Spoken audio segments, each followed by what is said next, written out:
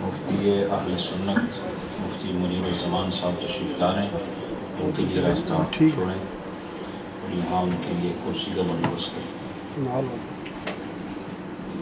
ماشاء اللہ۔ نعرہ تکبیر، نعرہ رسالت، نعرہ رسالت، جشن عید میلاد النبی، قبلہ مفتی صاحب، علماء اہل سنت، پڑھو سارے صلی اللہ علیہ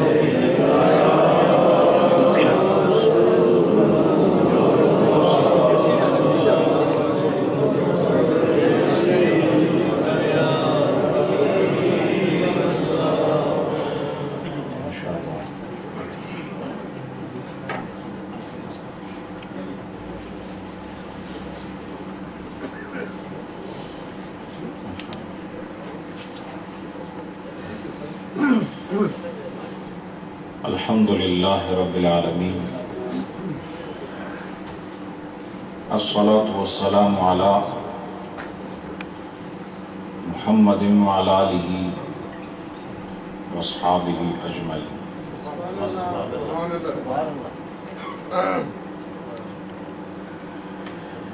اما بعد، فاعوذ باللہ من الشیطان الرجیم، بسم اللہ الرحمن الرحیم۔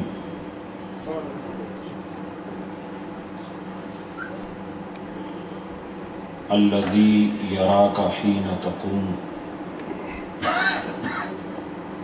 وتقلبک فی الساجدین، صدق اللہ مولانا العظیم۔ ان اللہ وملائکتہ یصلون علی النبی یا ایہا الذین آمنوا صلوا علیہ وسلموا تسلیما۔ سیدنا مولانا محمد اصحاب سیدنا و مولانا محمد وبارک وسلم وصلی علیہ۔ مفتی اہل سنت حضرت علامہ مفتی منیر الزمان صاحب چشتی مدد ذل العالی، جید قابل قدر صاحبان عزت و شرف، علماء کرام، مسلک اہل سنت کی خدمت کرنے والے، مصلی رسول کی زیب و زینت علماء کرام، اللہ یہ وجود سب کے قائم دائم رکھے۔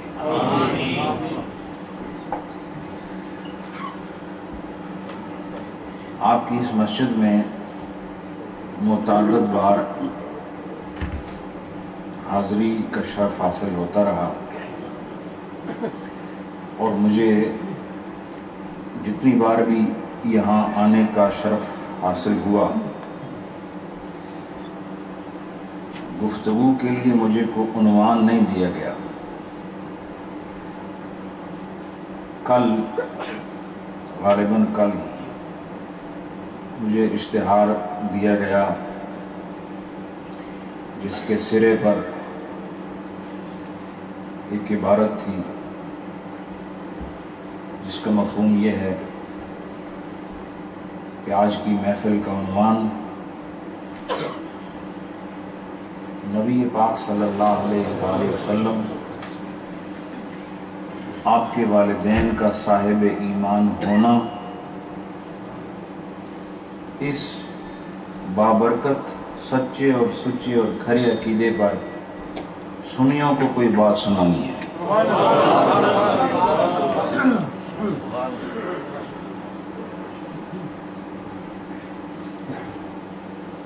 حق چاہے سورج جتنا روشن کیوں نہ ہو، لیکن کہیں کیڑے مکوڑوں کی شکل میں باطل بھی نظر آتا ہے،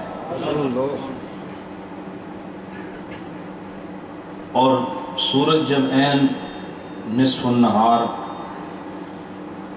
کے پرجوبن وقت میں اپنی کرنیں پوری آب و تاب سے بکھیرتا ہے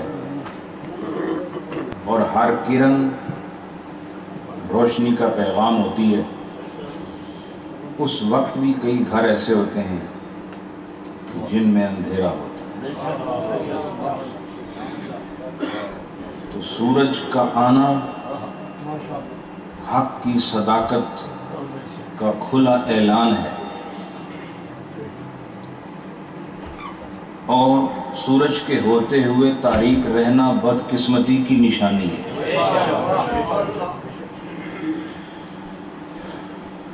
یہ عنوان تو بڑا ہی قابل توجہ اور اس کے لیے وقت بھی کافی چاہیے، اور میرے کان میں ہلکے سے یہ کہا گیا کہ 9 بجے دعا بھی کرنی ہے۔ ماشاءاللہ کوشش تو ہوگی کہ ہم 9 بجے دعا کریں، بہتر تو یہ ہوگا کہ ہم ابھی دعا کریں اور گفتگو بعد میں کریں، لیکن اس موضوع کا تقاضا یہ ہے کہ اس پر کچھ اتنی باتیں ضرور ہو جائیں کہ جیسے میرے نوجوان اسپیکر نے ابھی یہاں ایک بات کہی کہ نوجوان نسل جو کالجز میں یونیورسٹیز میں رہتے ہیں تو بڑی آسانی سے ان کو ڈائیورٹ کر دیا جاتا ہے۔ یہ سیدھے راستے پر چل رہے ہوتے ہیں اور آگے ڈائیورژن کا سائن بغیر کسی وجہ کے لگا دیتے ہیں۔ راستہ کلیئر ہے، کوئی روڈ ورک نہیں ہو رہا، کوئی آبسٹرکشن بھی نہیں ہے، کوئی ایکسیڈنٹ بھی نہیں ہے، کوئی انسیڈنٹ بھی نہیں ہے، تو پھر ہمیں ڈائیورٹ کیوں کرتے ہو؟ جن کا راستہ جنت ہے انہیں ڈائیورٹ کوئی نہیں کر سکتا۔ اور سب سے بڑی مصیبت، دنیا سمجھتی ہے ہم ترقی کی طرف جا رہے ہیں، لیکن میں سمجھتا ہوں ہر آنے والا دن ترقی کا نہیں بلکہ تنزل کا دن ہے۔ آنے والی ہر رات یہ عروج کی طرف نہیں بلکہ زوال کی طرف لے جا رہی ہے۔ جتنا آپ کے الیکٹرانک میڈیا نے ترقی کی ہے اور انٹرنیٹ نے جتنی ترقی کی ہے، لوگ گھروں میں بیٹھ کے خود ریسرچر بن چکے ہیں، خود ہی ریسرچ کرنے لگے ہیں، اور وہ جنہوں نے 14 سال درس نظامی پڑھا ان کی ریسرچ کو پڑھ نہیں سکتے۔ یہ جو انٹرنیٹ ہے نا، اس سے جس نے ہدایت حاصل کی تو یاد رکھو یہ تمہیں پھنسانے کا ایک بڑا خوبصورت جال ہے۔ یہاں پر ایک ہی بات جو باطل ہوگی اس کو حق کر کے بتانا، یہ الیکٹرانک میڈیا جاننے والوں کے لیے کوئی مشکل بات نہیں۔ ہم اس میڈیا کی بات کرتے ہیں جسے قرآن کہا جاتا ہے اور جسے حدیث کہا جاتا ہے۔ یہ میڈیم بدلنے والا نہیں اور یہ نصاب بدلنے والا نہیں۔ نہ دین بدلتا ہے، نہ قرآن بدلتا ہے، نہ صاحب قرآن کا فیضان بدلتا ہے۔ اس لیے ہم اس بات پر مجتمع رہیں گے، اس بات سے اپنا تعلق قائم رکھیں گے جو ہر دور میں معروف بھی رہی، مقبول بھی رہی، محبوب بھی رہی، اور وہ کیا ہے؟ الذی یراک حین تقوم۔ اللہ تعالیٰ ارشاد فرماتا ہے اپنے محبوب کو کہ وہ ذات جو آپ کو دیکھتی ہے، حین تقوم، جب آپ قیام فرماتے ہیں۔ نبی پاک جب قیام فرماتے ہیں تو اللہ فرماتا ہے کہ میں آپ کو دیکھتا ہوں۔ اور یہ صرف قیام کی بات نہیں، یہ صرف تخصیص کے لیے آیا، ورنہ عمومی بیان یہ ہے فَإِنَّكَ بِأَعْيُنِنَا، تم ہر وقت میری نگاہوں میں رہتے ہو۔ نبی پاک کا جو عمومی حکم ہے وہ خدا کی نگاہ لطف و کرم میں ایک آن نہیں رہتے، ہر آن رہتے ہیں، صبح و شام رہتے ہیں، یہی ہمارا عقیدہ ہے۔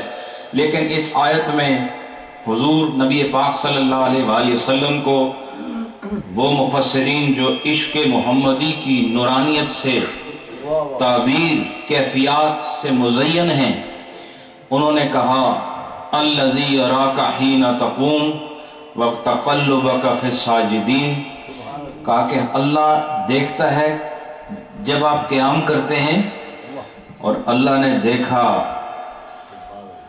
اللہ آپ کو دیکھتا رہا۔ کس طرح دیکھتا رہا؟ تقلب کا مطلب کیا ہوتا ہے؟ یہ پلٹنے کو عربی زبان میں قلب کہتے ہیں۔ پلٹنے کو کیا کہتے ہیں؟ بولو سارے، تھوڑا قلب ہے کہ نہیں؟ بولو،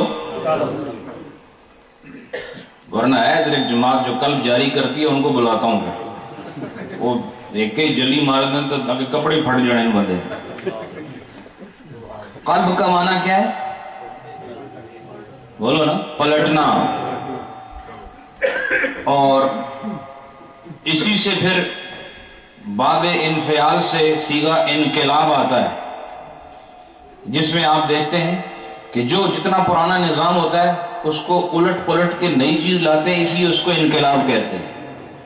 اس میں بھی پلٹنے کا معنی ہوتا ہے۔ اور یہاں کیا ہے؟ قرآن پاک میں اللہ تعالیٰ نے ایک دوسری جگہ فرمایا قد نرا تقلب وجہک فی السماء، کہ تحقیق ہم نے دیکھا ہے آپ کا آسمان کی طرف چہرے کو بار بار پلٹنا۔ تقلب باب تفاعل سے، یعنی چہرے کا بار بار پلٹنا۔ چونکہ باب تفاعل کا خاصہ ہے کہ اس میں فعل مکرر ہوتا ہے، بار بار ہوتا ہے۔ قلب کا معنی پلٹنا ہوتا ہے اور تقلب کا معنی بار بار پلٹنا ہوتا ہے۔ بات سمجھے کہ نہیں؟ کیا مطلب ہے؟ بار بار پلٹنا۔ اور اسی طرح کروٹ لینے کے معنی میں بھی آتا ہے، اور بعض اہل محبت نے ترجمہ یہ کیا کہ محبوب ہم نے تمہاری کروٹوں کے بدلنے کو بھی دیکھا ہے۔ تم جو کروٹ لیتے اور اس میں پلٹنا ہوتا ہے نا، کروٹ لینے میں بھی پلٹنے کا مفہوم واضح ہے۔ تم جب سوتے ہو تو پاسے پرتنے ہو کہ نہیں؟ دسو نا، وہ تھوڑی زبان تو تھوڑے ہستے آسان ہو سی، جڑا پاسا پرتنے یہی تقلب ہے۔ کبھی ایک طرف یا ایک طرف سو کے تو پھر 2 دن بعد اٹھتے ہو، پھر واپس دوسری طرف بھی ہو جاتے ہو، تو یہ کبھی ادھر کبھی ادھر، کبھی ادھر کبھی ادھر، ایک حیثیت سے دوسری حیثیت کو پلٹ جانا، اس کو تقلب کہتے ہیں۔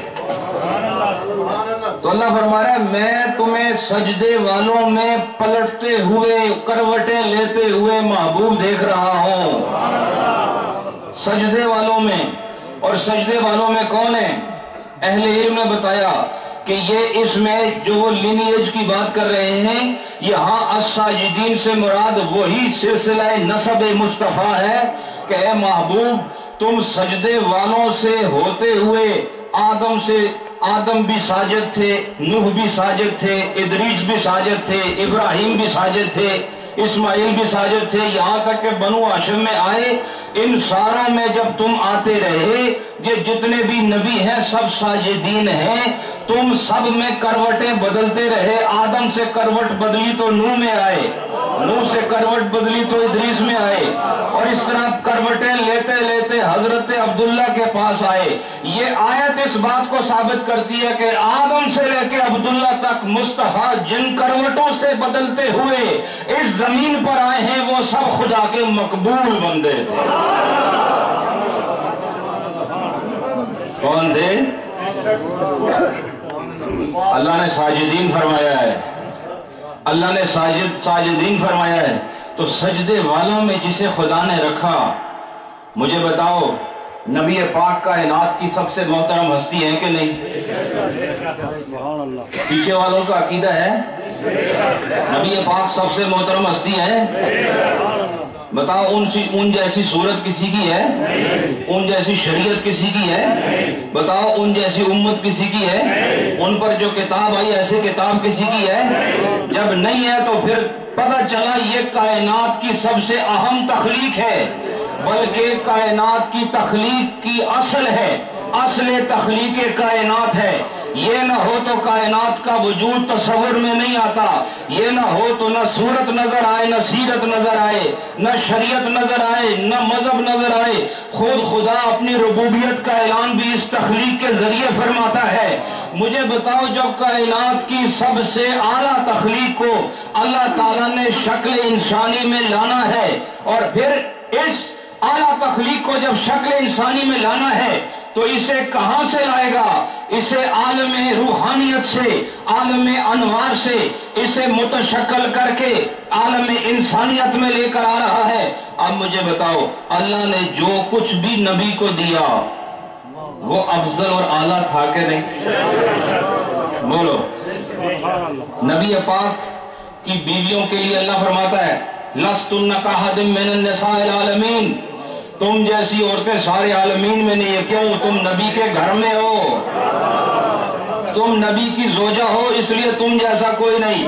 اور بتاؤ، حسن و حسین جیسا کوئی نظر آتا ہے؟ فاطمہ جیسا کوئی نظر آتا ہے؟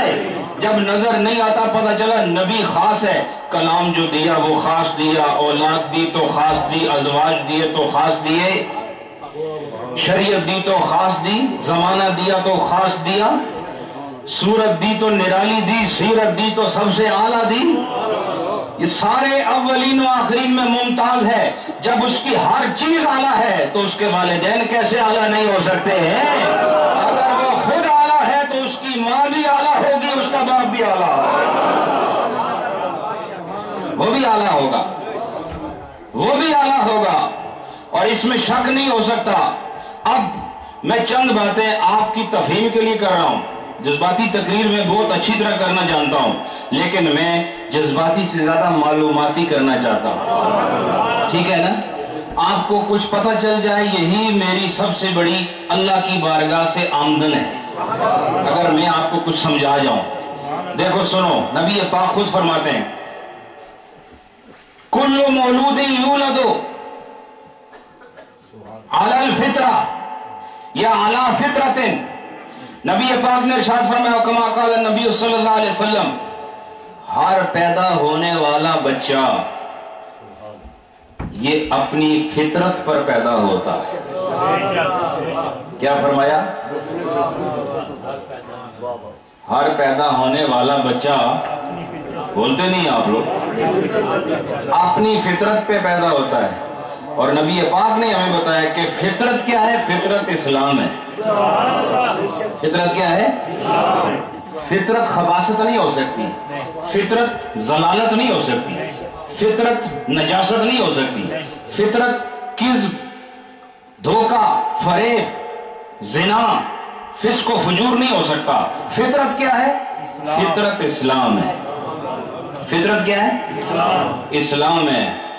نبی پاک صلی اللہ علیہ وآلہ وسلم سے پہلے کسی نے پوچھا تھا کہ مشرکوں کے ہاں جو بچے پیدا ہوتے ہیں یہ کدھر ہوں گے؟ تو انہوں نے فرمایا جدھر نہ دے پیو ماں پیو سن اسے پاس اے بھی جاسم۔ فرمایا آپ نے، حدیث موجود ہے، علامہ صاحب کو پتہ ہے، جدھر ان کے ماں باپ جائیں گے ادھر یہ بھی جائیں گے۔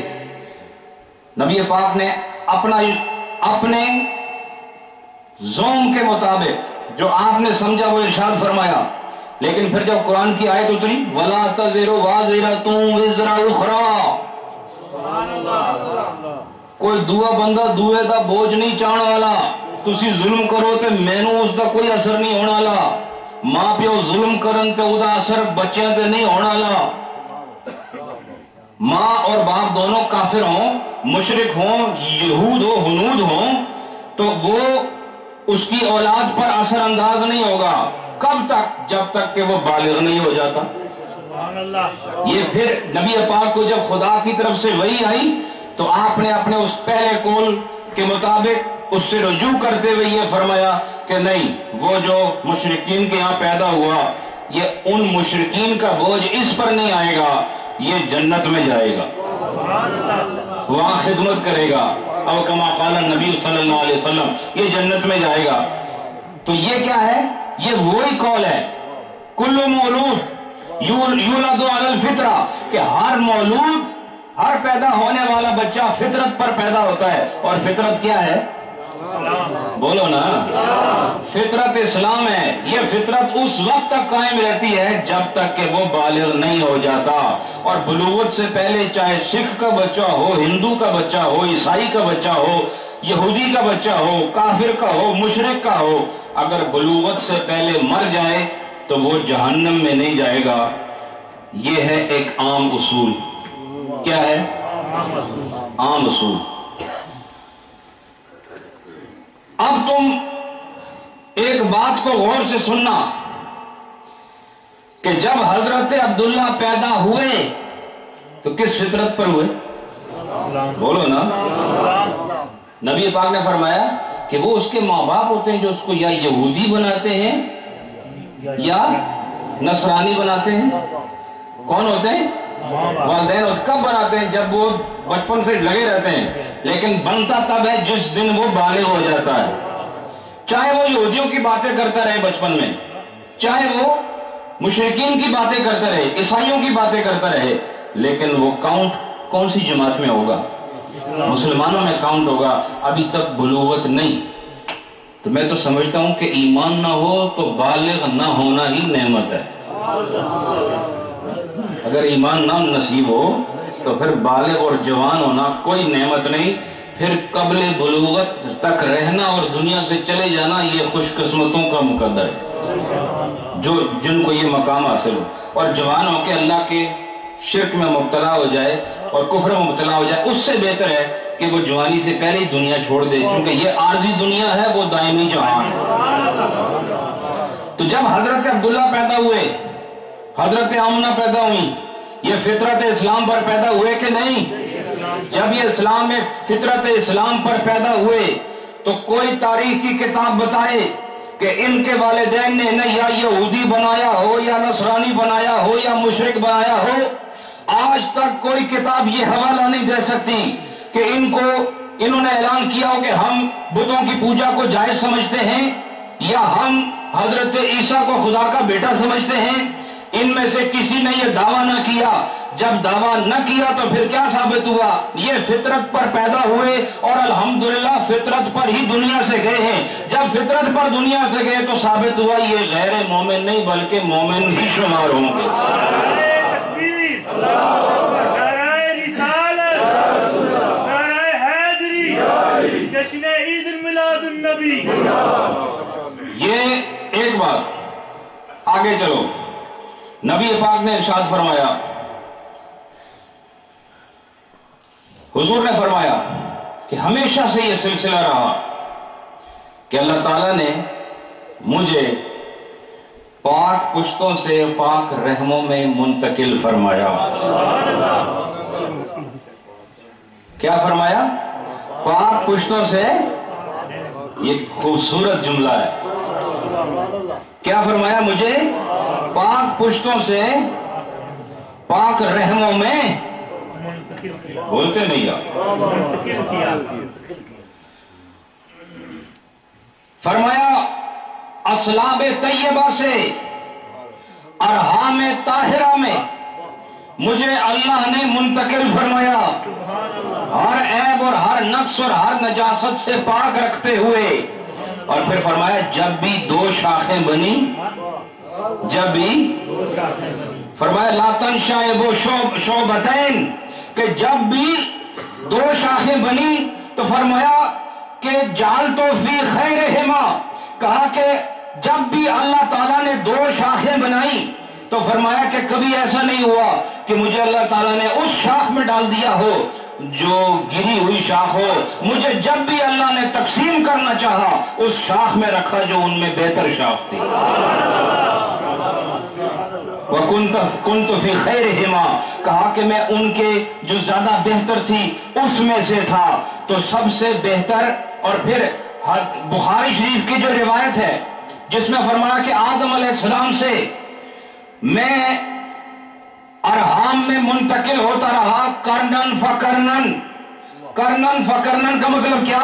ایک زمانے سے دوسرے زمانے میں ایک قرن سے دوسرے قرن میں، اور فرمایا کہ ہر قرن میں میرے جتنے بھی اجداد گزرے ہیں، ہر قرن میں میرا جد سب سے افضل رہا ہے، میرا جد سب سے افضل رہا ہے۔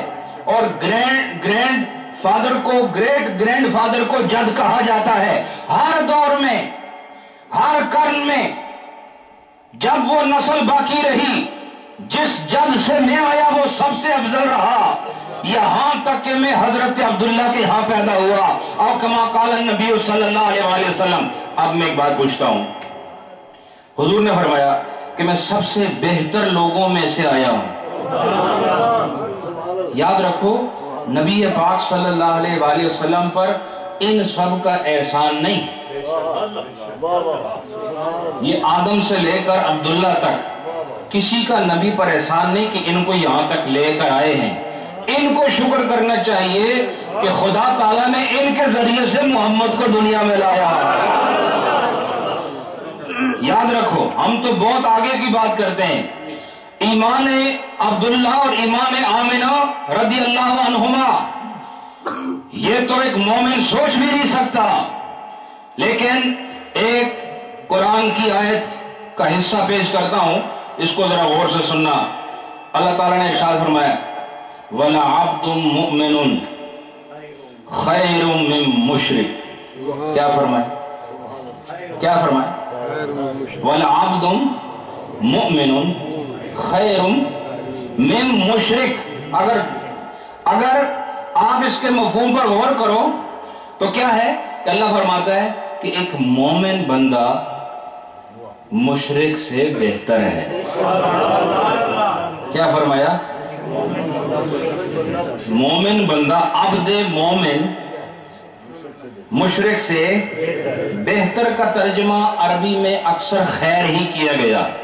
جی تُسے نہیں کہندے ہو خیر ہے، جی خیر ہے، وہ تُساں پتہ نہیں کیڑے لفظ بول دے ہو خیر ہے۔ یہ خیر کا مطلب ہوتا ہے ہر چیز سے بہتر۔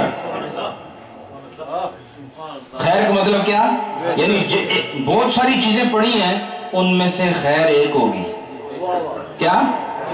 اور دلیل یہ ہے، تم بتاؤ تم ساری امتوں میں سب سے افضل امت ہماری ہے نا؟ کیوں؟ اللہ نے فرمایا کنتم خیر امت، خیر کہا نا، امتیں تو ساری ہیں، اور مومن اور مومنات یہ گزرے ہیں پیچھے، اور نبی کے ماننے والے گزرے ہیں، لیکن خیر امت ایک ہی ہو سکتی ہے۔ آدم علیہ السلام سے لے کر جناب محمد الرسول اللہ تک ساری امتوں میں خیر امت ایک ہی ہوگی، اور وہ کون ہے؟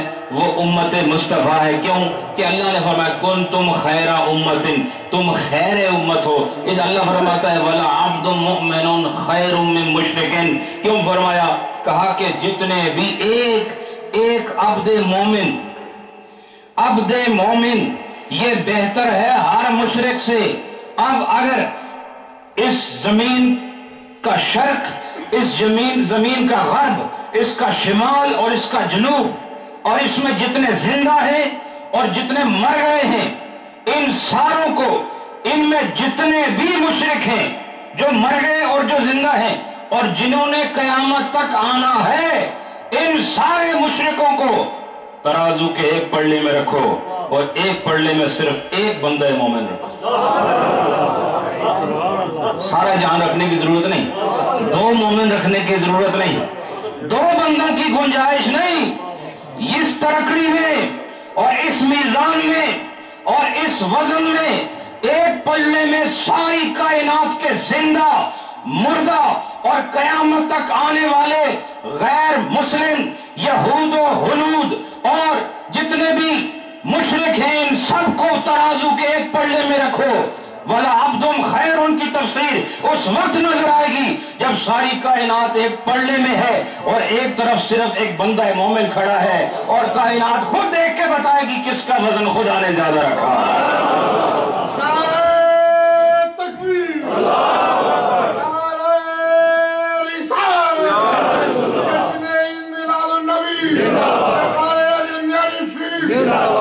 تو سب سے زیادہ وزن اس کائنات میں تمام کافروں کے مقابلے میں ایک مومن کا ہے۔ کیوں؟ وَلَعَبْدٌ خَيْرٌ میں مشرکوں سے ایک عبد مومن زیادہ بہتر ہے. اور ایک اور حدیث جو مصنف عبد الرزاق میں مذکور ہے، دیگر کتب میں موجود ہے، وہاں پر یہ کھلے الفاظ میں لکھا ہوا ہے کہ زمین پر کبھی ایسا وقت نہیں گزرا کہ جب اس میں 7 ایسے بندے نہ ہوں جو مسلمان نہ ہوں. کبھی ایسا وقت نہیں آیا، کبھی ایسا وقت زمین پر نہیں گزرا کہ اس میں 7 بندے یا اس سے کچھ زیادہ نہ رہے ہوں جو مسلمان نہ ہوں، جو موحد نہ ہوں. ایسا کبھی نہیں ہوا، ایسا کبھی نہیں ہوا. کہا کیوں؟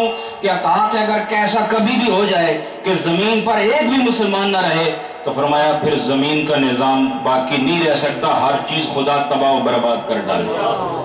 اور قیامت آنے کا سبب بھی یہی ہوگا کہ جب آخری فرمایا نا لا تقوم الساعہ، قیامت نہیں آنے والی، نہیں آنے والی. کہا کب تک؟ حتی، کہا جب تک کہ ایک بھی انسان لا الہ الا اللہ کہنے والا موجود ہے زمین کے سینے پر قیامت نہیں دیکھی جائے گی. جب تک ایک بھی مسلمان موجود ہے تو مجھے کہنے دو قیامت کہ اس زلزلے کو روکنے والے قدم مومن کے ہی قدم ہیں. وہ 2 قدم جب تک زمین کی سطح پر موجود ہیں، سطح زمین پر قیامت کا زلزلہ برپا نہیں ہو سکتا ہے. اس سے اندازہ کرو قیامت کہاں آئے گی. قیامت آسمانوں میں آئے گی کہ نہیں؟ بولو نا. قیامت سورج پر آئے گی کہ نہیں؟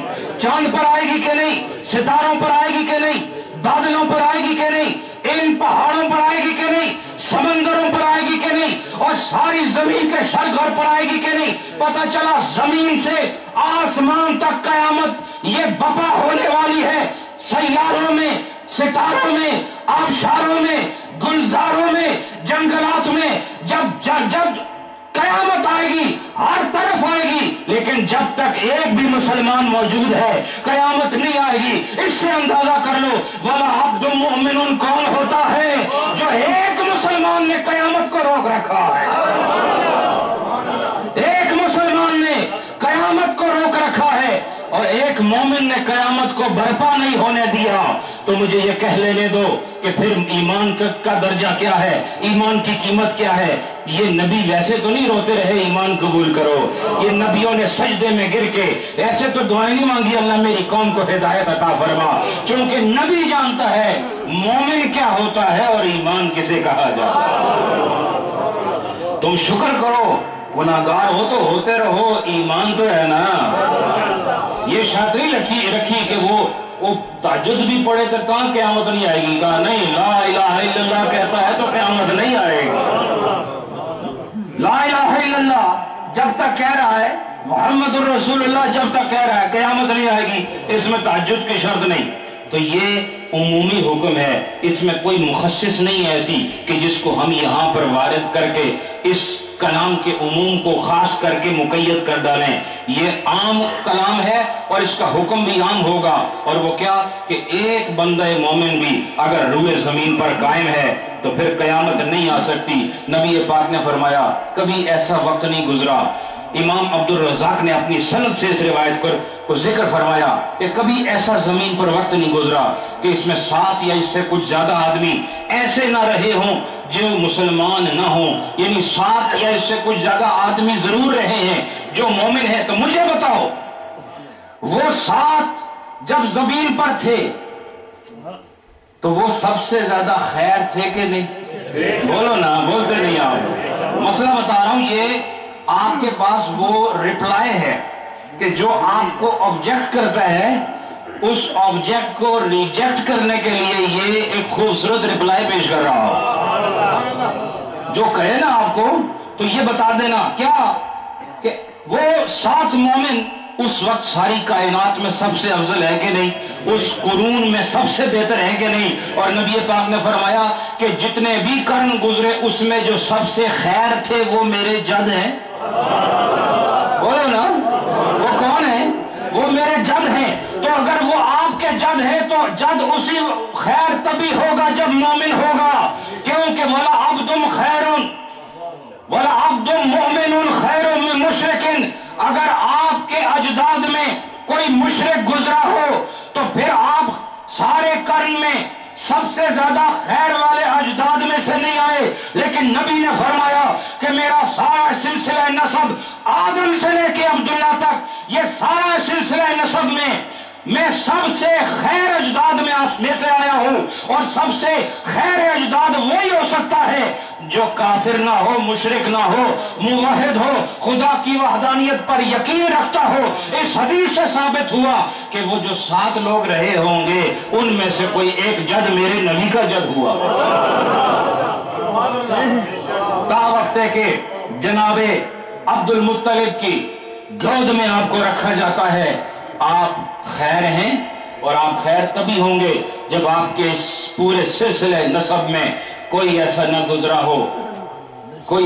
گزرا ہو جو مومن نہ ہو، جو مشرک نہ ہو بلکہ کیا ہو، مومن ہو۔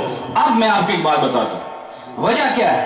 حضور نے 2 چیزیں ذکر فرمائی، لم یزل اللہ ینقلنی من اصلاب الطیبہ الی ارحام الطاہرہ۔ 2 چیزیں ذکر فرمائی، طیب و طاہر۔ طیب کا ذکر صلب سے کیا، طاہر کا ذکر رحم سے کیا۔ دیکھو اولاد پہلے صلب میں ہوتی ہے، دیکھو پہلے رحم نہیں پیدا ہوا، پہلے صلب پیدا ہوا۔ صلب کیا ہوتی ہے؟ یخرج من بین الصلب والترائب، یہ صلب کہتے ہیں مرد کی پشت کو۔ تو بتاؤ پہلی پشت کس کی بنی؟ بولو نا۔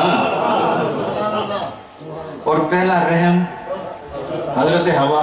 تخلیق میں آدم اول ہے نا، تو جب تخلیق میں آدم اول ہوئے تو پھر پشت انسان اول ہوئی تخلیق میں، اور پھر حضرت حوا تخلیق میں مؤخر ہے، وہ تخلیق میں مؤخر ہیں، بعد میں پیدا ہوئی تو رحم بعد میں آیا۔ اس لیے پہلے ذکر حدیث میں کس کا ہوا؟ صلب کا ہوا، اور رحم کا بعد میں ہوا، اور پہلے فیض صلب میں ہی آیا، صلب سے ہی رحم میں گیا، صلب سے رحم میں گیا۔ سب سے پہلے فیض کہاں سے آیا؟ صلب سے آیا، اور صلب سے کہاں گیا؟ رحم میں گیا۔ اور اللہ تعالیٰ نے اپنے نبی کی تخلیق کے لیے کسی اور کو نہیں کہا کہ تم بیان کرو، نبی کو کہا تیری زبان پاک ہے، تم خود بیان کرو، تم بیان کرو۔ کہا کیا؟ لم یزل اللہ ینقلنی من اصلاب الطیبہ الی ارحام الطاہرہ۔ کہا 2 چیزوں سے انسان گزر کر آتا ہے اور پھر شکل انسان حاصل کرتا ہے، صلب سے ہو کے رحم میں آتا ہے، اور رحم سے پھر دنیا میں آ جاتا ہے۔ جب صلب سے آئے تو صلب کو دیکھنا ہوگا کہ صلب کیسی ہے، اور جب رحم میں آئے تو پھر رحم کو دیکھنا ہوگا رحم کیسا ہے۔ آپ بتاؤ، نبی پاک فرماتے ہیں میں جتنے بھی واسطوں سے آیا ہوں میں اسلاب سے ارحام میں منتقل ہوتا رہا، اسلاب سے ارحام میں منتقل۔ اسلاب صلب کی جمع ہے اور ارحام رحم کی جمع ہے۔ کہا میں اسلام سے، تسی بھی توڑا بھی فکر صلب ہو گیا، بلکہ سلب ہو گیا، سوری، ایک سلب ہوتا ہے ایک صلب ہوتی ہے، ٹھیک ہے؟ تسی زبر والے ہو سارے، بولتے ہی نہیں۔ میں کیا مسئلہ بتا رہا ہوں؟ سبحان اللہ، سبحان اللہ۔ پہلے بتاؤ، پہلے رحم بنا ہے نا؟ پچھلے درسوں پچھلے پہلے رحم بنا ہے جی؟ او ماشاءاللہ، تو ریکارڈ ہی توڑ چھوڑیا۔ پہلے کیا بنا؟ پہلے صلب اور پھر رحم، اور انسان کو خدا تعالیٰ نے صلب سے رحم میں منتقل فرما کے دنیا میں پیدا کرنے کا ایک اصول پیدا فرمایا کہ میں انسان بنانے کا طریقہ یہ وضع کر رہا ہوں، انسان بنانے کا یہ طریقہ میں خود کریٹ کر رہا ہوں، یہ میرا طریقہ ہے، میری قدرت ختم نہیں ہوتی۔ جب میں بنانے پر آؤں تو ان کے بغیر ہی بنا دیتا، میری قدرت کی بات نہیں، یہ میری اس عادت کی بات ہے جس کو میں نے تم میں مروج کیا ہے۔ قدرت تو یہ ہے کہ بن ماں باپ کے بنائے ہیں، ایسے بھی ہیں جن کو بن باپ کے بنایا ہے، قدرت اور ہے اور عادت اور ہے۔ اپنی عادت بتا رہا ہوں کہ یہ طریقہ ہے۔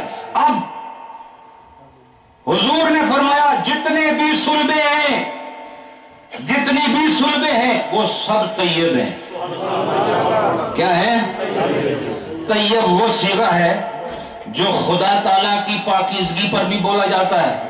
التحیات للہ والصلوات طیب آیا کہ نہیں؟ بولو نا۔ یعنی طیب کی طہارت کو سمجھنے کے لیے اسی پر غور کر لو کہ خدا جب اپنی طہارت کو بتانا چاہے اپنے لیے بھی طیب کا لفظ استعمال فرماتا ہے۔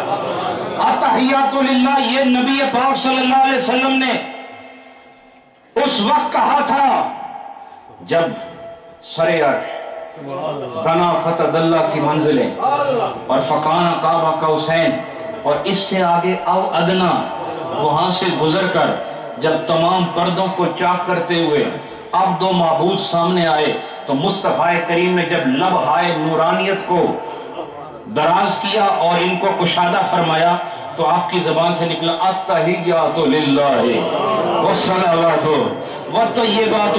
اب پتہ چلا کہ اللہ کے لیے بھی لفظ طیب آیا۔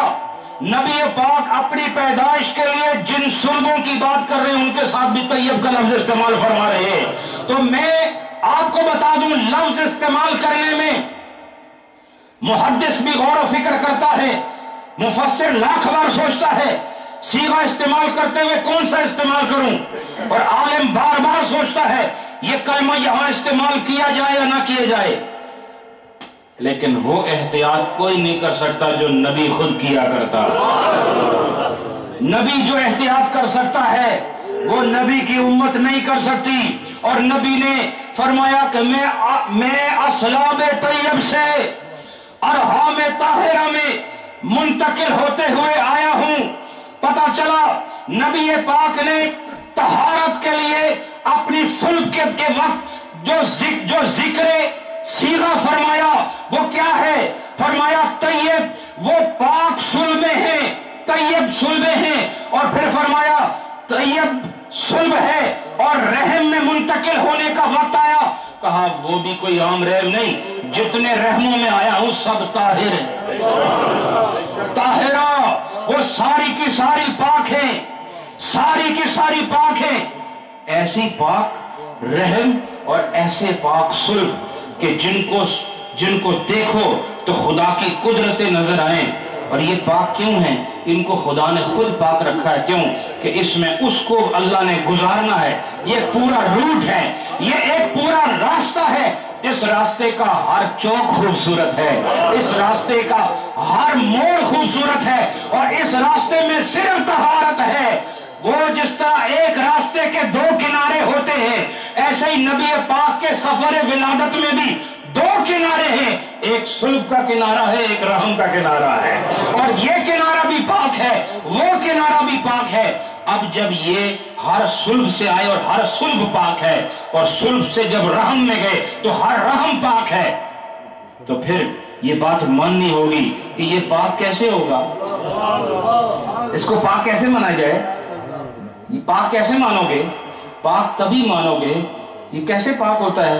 اللہ تعالیٰ نے ارشاد فرمایا ہے، اللہ تعالیٰ نے ارشاد فرمایا وَالْعَبْدُ مُؤْمِنٌ خَيْرٌ مِّن مُشْرِكٍ، اور اللہ تعالیٰ نے شرک کو اِنَّمَا الْمُشْرِكُونَ،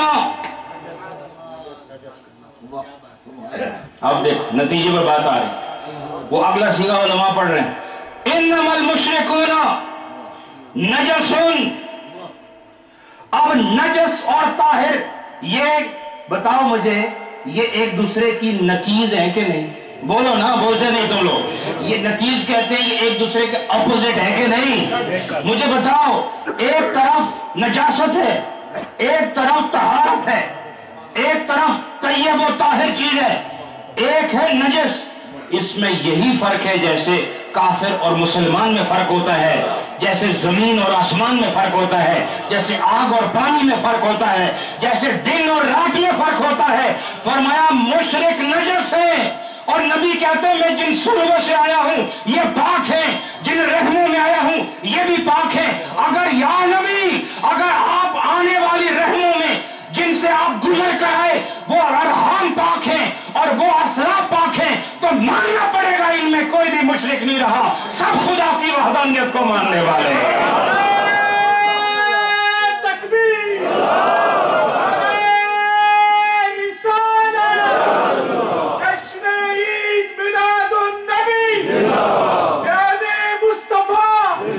میرے دوستو مجھے بتاؤ، ایک طرف شرک ہے اور اللہ فرماتا ہے انما المشرکون نجس، مشرک جو ہے نا اے پلید ہیں۔ اے نجاست کیا ہوتی ہے؟ دیکھو نجاست کوئی ہاتھوں کو لگ جائے دھونا ضروری ہے؟ بولو تھوڑی نماز ہو جائے گی؟ نجاست جسم سے نکلے دھونا ضروری ہے؟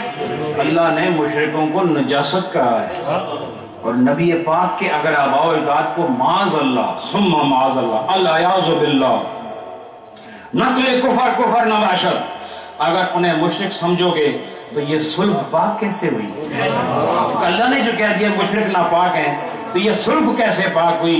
مشرک کوئی اس کا نام دیکھ کے تو پاکیزگی کا نہیں پتہ چلتا، اس کا عقیدہ صاف ہو تو پھر صلح بھی پاک ہے، اس کی آنکھیں بھی پاک ہیں، اس کے لب بھی پاک ہیں، اس کے قدم بھی پاک ہیں، اس کے ہاتھ بھی پاک ہیں، وہ اندر سے بھی پاک ہے، وہ باہر سے بھی پاک ہے۔ کیوں؟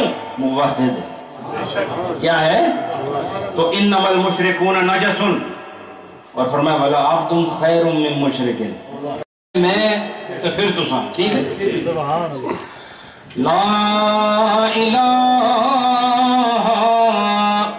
الا اللہ، لا الہ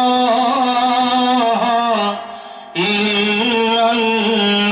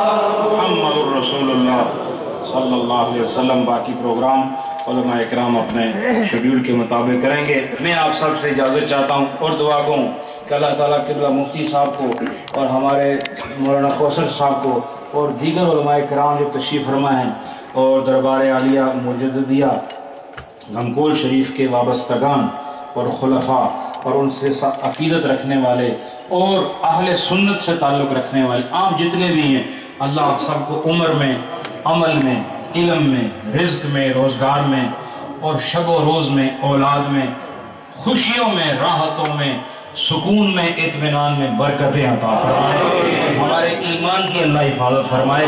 آخر دعوانا الحمدللہ رب العالمین۔